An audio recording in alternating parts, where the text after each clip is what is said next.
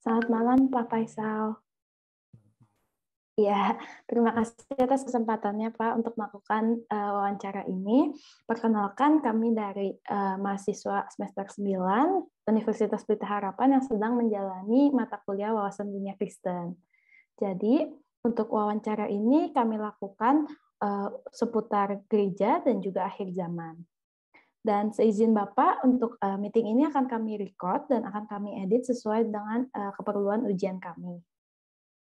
Perkenalkan ya, nama saya Faisal ya. Saya sebagai pendeta Pratama ya, atau pendeta pembantu di gereja GBI ya. GBI di Bandung, GBI Sukawarna, saudara cabang Aruna ya. Saya nama Pendeta Obed Edom Wagiman. Asal gereja dari gereja BFA, Bethany Fresh Anointing, Bandung. Sudah cukup? Sudah cukup, Pak. Tadi pertama adalah hubungan antara gereja dengan masyarakat. Ya. Jadi kalau saat ini saya melihat hubungan gereja dengan masyarakat itu udah lagi nggak ada batas, saudara. Ya, jadi gereja kalau dulu gereja itu memisahkan diri dari masyarakat, menjaga jarak dengan masyarakat. Ya, tapi sekarang gereja sudah merangkul masyarakat. Gereja udah bersatu dengan masyarakat karena gereja sadar bahwa gereja mempunyai tugas yang begitu agung, yang begitu mulia, yaitu menjadi saksi, garam, dan terang bagi dunia ini. Ya, dan dengan adanya tanggung jawab gereja dan berdekatan dengan masyarakat itu diharapkan ya nilai-nilai ya norma-norma ya kebenaran-kebenaran ilahi itu boleh masuk ke dalam masyarakat, saudara ya, dan memberikan satu warna bagi masyarakat yang ada di sekitar gereja tersebut, bahkan bagi masyarakat secara luas ya, dalam kehidupan bermasyarakat, berbangsa, dan bernegara ya. Dan kontribusi apa ya yang sudah gereja berikan kepada masyarakat, saudara? Yang selama ini kami lakukan ya, gereja kepada masyarakat di sekitar ya, banyak sekali, saudara. Yang pertama adalah kita rutin sebulan sekali membagikan sembako ya kepada masyarakat RT RW di sekitar gereja di mana kami berada.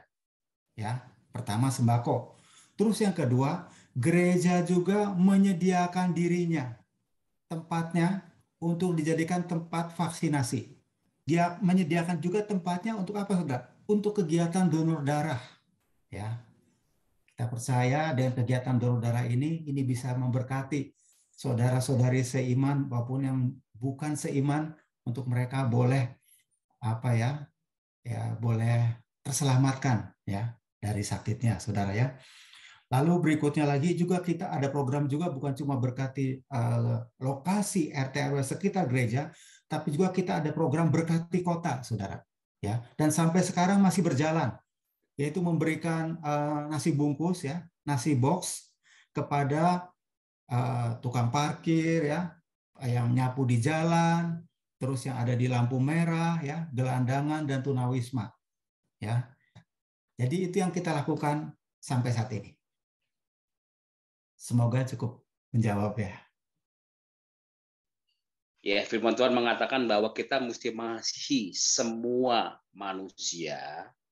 Itu kita mesti praktekkan. Jadi dengan masyarakat juga kita mesti banyak-banyak bergaul, banyak-banyak berkomunikasi, banyak-banyak harus mengerti kebutuhan masyarakat itu apa. Ya, kita mesti peduli dengan masyarakat sekeliling kita, jangan cuek. Ya, kalau dalam kekristenan, apa yang kita mesti lakukan? Ya, salah satunya doa. Tuhan, bagaimana supaya mereka juga mengalami apa yang aku alami? Contoh, aku mengalami damai sejahtera. Oh, ada masyarakat yang mungkin tidak mengalami damai sejahtera, mengalami masalah, mengalami persoalan. Ya, kita berdoa buat mereka.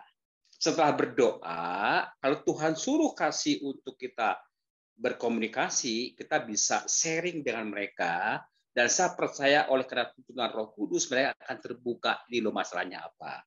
Dan saat mereka bertanya ada masalahnya apa, saya akan jawab dengan cara kekristenan. Kalau di kami seperti ini, seperti ini, seperti ini.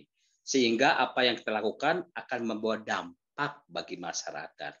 Sehingga walaupun mereka nggak percaya Yesus pun, mereka mengalami kasih Yesus. Ya, mereka nggak Kristen pun, mereka mengalami namanya kasih Yesus. Itulah kita lakukan kepada masyarakat. Nah, makanya kita sebagai gereja itu tidak boleh cuek dengan masyarakat, kita mesti lihat sekeliling masyarakat. Mereka butuh sembako, kita siapin. Nah, mereka butuh apa lagi misalnya waktu di masyarakat kerja bakti atau apa, kita ikut. Kita jangan mementingkan diri sendiri, jangan di masyarakat oleh karena kita sudah bayar iuran, bayar satpam, kita cuek. Oh tidak. Kalau kita dibutuhkan untuk misalnya ikut menjaga masyarakat melalui siskamling, misalnya kita ikut. Nah, saya percaya kalau dengan seperti itu dan kita bergaul, dengan kita bermasyarakat, saya kira mereka tidak akan menolak dengan namanya kehadiran gereja. Tapi pun kalau sempat mereka tidak menolak kehadiran gereja, ya udah, kita jangan ngotot, kita berdoa saja, berkati mereka. Dan saya percaya dengan doa orang benar, kita ada orang benar kan? Bila dengan yakin doakan sangat besar kuasanya, akan ada kuasa pada mereka. Nah, pengalaman kami ini saat kami bergaul dengan mereka, saat kami memperhatikan mereka, tentunya melalui doa yang mereka tidak tahu, saya percaya pengalaman kami mereka akan menerima gereja di mana kita ada di masyarakat itu sendiri. Begitu jelas. Jelas Pak, terima kasih atas pemaparannya yang sangat baik. Kemudian ada pertanyaan selanjutnya. Ya Pak, selamat malam. Pertanyaan selanjutnya, bagaimana peran gereja untuk menyatakan keadilan dan kepedulian di tengah-tengah masyarakat, Pak? Ini saya pernah alami ya di salah satu cabang kami yang ada di Soekarno-Hatta, Bandung. Ya, saat itu saya juga terlibat di dalam mencari dukungan tanda tangan bagi terbentuknya pembangunan satu gereja GBI di daerah Soekarno-Hatta, Bandung. Ya, jadi waktu itu memang gini, saudara ya, memang sudah ada peraturan ya dari peraturan bersama dua menteri ya, peraturan nomor 8 dan nomor 9 tahun 2006 ya. Di situ dijelaskan ya mengenai detailnya persyaratan pembangunan tempat ibadah ya. Memang izin dan regulasinya itu tidak berjalan dengan baik, saudara. Sehingga kaum minoritas kesulitan dalam mendapatkan akses beribadah secara aman dan nyaman. Ya, waktu itu kita coba mengumpulkan nama dan KTP dari orang Kristen yang tinggal di dekat tanah lokasi tersebut minimal 90 orang, saudara, atau 90 KTP. Itu minimal. Waktu itu kita dapat 140 lebih, saudara. Ya, puji Tuhan ya. Lalu yang kedua adalah dari masyarakat setempat. Jadi masyarakat setempat atau betul-betul yang berdekatan dengan nanti lokasi gereja akan dibangun. Itu dari masyarakat setempat itu butuh minimal ya 60 tanda tangan, saudara, atau 60 orang. Ya. Nah, ini yang menjadi kesulitan. Kita sulit untuk dapat 60 tanda tangan, saudara. Ya, kesulitan, sulit banget, saudara. Karena di situ ada satu tokoh ya saya bicara dari agama saudara kita ya, agama seberang ya. Itu ada salah satu tokohnya sangat tidak setuju, saudara. Sangat tidak setuju. Karena apa? Karena tahu kalau ada gereja pasti akan rame, gandeng dan berisik, saudara. Ya, lagunya, alat musiknya itu mengganggu kenyamanan mereka, gitu, saudara. Tapi di sini saya melihat ya bagaimana campur tangan Tuhan, saudara. Pada akhirnya ya, si tokoh ini, saudara ya, akhirnya mau memberikan izin, tapi dengan satu syarat. Dia minta tanah hibah di lokasi lain, bukan di Kota Madia tentunya, tapi di Kabupaten Bandung, minta tanah hibah luasnya sama dengan luas gereja yang akan dibangun di Soekarno-Hatta, Bandung, saudara. Sekitar 3.000 meter persegi. Dan akhirnya pihak gereja menyanggupi memberikan tanah hibah dengan luas yang sama di Kabupaten Bandung. Dengan adanya tanah hibah tersebut, tokoh masyarakat di lokasi tersebut akhirnya mengizinkan. Ya. Terus juga akhirnya kita mengurus rekomendasi dari Departemen Agama Kota Madya Bandung dan juga rekomendasi dari Forum Umat Beragama. Jadi Forum Kerukunan Umat Beragama Kota Bandung. Dan setelah itu semuanya lengkap, puji Tuhan, saudara. Pembangunan bisa dimulai dan saat ini gereja ini sudah dipakai, saudara. Baik Pak, terima kasih atas jawabannya. Kemudian kita ke pertanyaan selanjutnya. Menurut Bapak, bagaimana peran gereja untuk menyatakan keadilan dan kepedulian di tengah-tengah masyarakat atau negara? Peran gereja untuk menyatakan keadilan, ya saya beranjak dari Matius pasal yang ke-10 ayat yang ke-16, saudara, ya, bahwa dikatakan bahwa hendaklah kamu cerdik seperti ular dan tulus seperti merpati. Jadi artinya gereja harus terus menumbuhkan rasa empati, peduli, memiliki keikhlasan atau kerelaan hati, ya, untuk menjalankan kegiatan sosial, terutama di tempat di mana gereja berada, dan juga bagi kota secara umum. Ya. Jadi di situ kita bisa menjadi berkat, saluran berkat.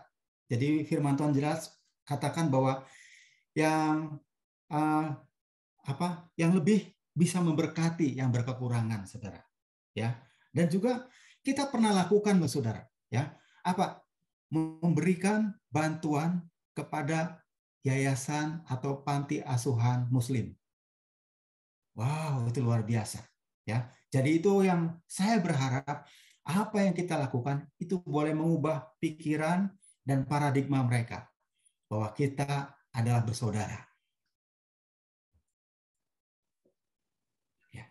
Baik Pak, terima kasih atas jawabannya, dan sekarang kita sudah selesai untuk sesi wawancaranya, dan kami dari tim Universitas Pelita Harapan berterima kasih kepada Bapak untuk waktu dan luang atas dapat wawancara mengenai tema hari ini, Pak. Ya, saya juga mengucapkan terima kasih. Semoga apa yang saya bisa jawab, saya bisa berikan, itu boleh bermanfaat bagi adik-adik semua, ya. Ya, amin Pak. Terima kasih banyak. Informasi Bapak ini menambah wawasan untuk kami juga. Terima kasih. Selamat malam. Selamat malam, Pak. Memberkati semuanya, ya. Ya, Tuhan Yesus memberkati. Pak. Terima kasih Pak. Selamat malam. Pak. Ya, terima kasih Pak. Selamat malam. Selamat malam. Oh ya. Memang Tuhan juga ngomong seperti ini. Hendaklah kamu adil kepada siapapun. Nah, adil menurut Tuhan itu seperti ini. Kita orang berdosa. Dan dosa kita sudah ditebus oleh Tuhan Yesus yang mati di kayu salib. Amin. Dan Tuhan sudah mengampuni kita. Dan tuntutan Tuhan buat kita, kasihilah sama manusia seperti dirimu sendiri. Nah, keadaannya seperti ini. Kalau ada masyarakat, kalau ada orang, ya, yang bersalah kepada kita, kita mesti mengampuni. Itu keadilan. Nah, berarti kalau kita tidak bisa mengampuni, berarti itu kita nggak adil. Ya, kalau kita tidak bisa mengampuni orang bersalah pada kita, kita nggak adil. Loh, Tuhan sudah ngasih pengampunan, kok kita malah nggak mau mengampuni, berarti itu nggak adil. Kalau Tuhan sudah mengasihi kita, berarti ada masyarakat yang membutuhkan kasih, ya kita mengasihi mereka. Itu keadilan. Nah, itu bentuk keadilan yang Tuhan tuntut kepada kita buat masyarakat. Dan saya percaya kalau kita melakukan keadilan itu, kita akan ada banyak demonstrasi dalam bermasyarakat. Saya praktekkan itu semuanya sehingga dimanapun saya bermasyarakat dan di setiap kota saya ada, masyarakat itu menerima karena saya melakukan keadilan. Keadilan apa? Tuhan sudah mengampuni saya harus mengampuni orang bersalah. Tuhan sudah memberkati saya memberkati mereka. Berkat itu melalui apa? Berkat itu bisa melalui doa, Ya kalau kita bisa melakukan dengan memberikan sesuatu, ya berikan. Itu keadilan. Kalau saya diberkati, mereka juga diberkati. Dan kepedulian. Nah, ini peduli ini penting sekali. Ya, artinya kita nggak boleh cuek kepada namanya masyarakat. Karena kita masih hidup di dalam bermasyarakat. Ya, kepedulian itu penting sekali. Kalau mereka mengalami sesuatu yang tidak baik, kita mesti peduli. Jangan cuek. Maka pertolongan, tolong, jangan cuek. Dan itu yang mereka butuhkan. Dan saya percaya saat kita melakukan itu semuanya, sekali lagi, mereka akan terima kita dengan apa adanya juga. Makanya saya bisa bergaul sama lingkungan, bergaul sama ustadz-ustadz, sama kiai-kiai, karena tadi saling peduli. Dan saling peduli ini saat kita sharing sama mereka, kita tidak membicarakan agama, tapi kita membicarakan tentang kasih. Iya, terima kasih atas pemaparannya ya Pak. Amin. Sama-sama. Dan bila ini menjadikan berkat bagi tugas yang sedang dijalankan oleh teman-teman juga ya. Iya, pemaparan Bapak juga sangat memberikan wawasan bagi kita semua. Terima kasih atas waktunya ya Pak. Sudah meluangkan waktu. Tuhan memberkati. Ya, Tuhan memberkati Pak. Terima kasih banyak ya Pak. Terima kasih banyak Pak. Ya. Pertanyaan refleksi nomor 3. Pada pertanyaan ini, kelompok merasa bahwa poin-poin yang ditanyakan berkaitan satu dengan yang lainnya. Masalah penolakan gereja merupakan masalah yang lumrah di Indonesia. Bahkan tidak jarang, banyak gereja yang menerapkan sistem barter dengan masyarakat sekitar untuk akhirnya mendapatkan izin pembangunan gereja. Masalah ini sebetulnya dapat diatasi dengan pendekatan sosial yang lebih baik, di mana gereja diharapkan dapat lebih menyatu dengan masyarakat dan tidak bersikap eksklusif. Diharapkan dengan sifat gereja yang lebih terbuka, gereja dapat memberikan warna-warna tersendiri pada masyarakat sekitar. Cara untuk menunjukkan keterbukaan gereja sendiri beragam. Salah satunya adalah kontribusi yang bisa gereja lakukan terhadap masyarakat. Hal-hal yang bersifat sosial seperti pembagian sembako, vaksinasi COVID, pendonor darah, dan lain-lain dapat menjadi salah satu cara bahwa gereja merupakan bagian dari masyarakat dan bukan sebuah tempat yang eksklusif. Nantinya, citra yang gereja bangun ini diharapkan dapat merubah pandangan masyarakat kepada gereja, sehingga gereja dan masyarakat dapat hidup berdampingan dan terbebas dari perselisihan. Kelompok mengenai pertanyaan nomor 4. Seperti Kristus yang mengasihi kita, kita juga harus mengasihi sesama, bahkan saudara-saudara kita yang memiliki keyakinan yang berbeda. Nah, kembali lagi, gereja tidak boleh menjadi simbol bangunan yang eksklusif yang hanya ditempati oleh kaum-kaum tertentu. Nah, kehadiran gereja di masyarakat juga diharapkan dapat menjadi perpanjangan tangan dalam bentuk kepedulian serta bantuan kepada masyarakat yang membutuhkan. Selanjutnya, gereja harus dapat berkolaborasi dengan masyarakat sekitar untuk bahu-membahu menciptakan lingkungan yang lebih baik. Tentu kepedulian kepada masyarakat merupakan contoh nyata bahwa gereja bukanlah sebuah tempat untuk golongan tertentu. Gereja adalah simbol dari kepedulian dan kasih Kristus. Dan kasih tersebut harus diberikan kepada semua orang, terlepas dari keyakinan yang mereka anut. Sekian refleksi dari kelompok kami. Untuk perhatian Bapak atas refleksi ini kami ucapkan baik terima kasih.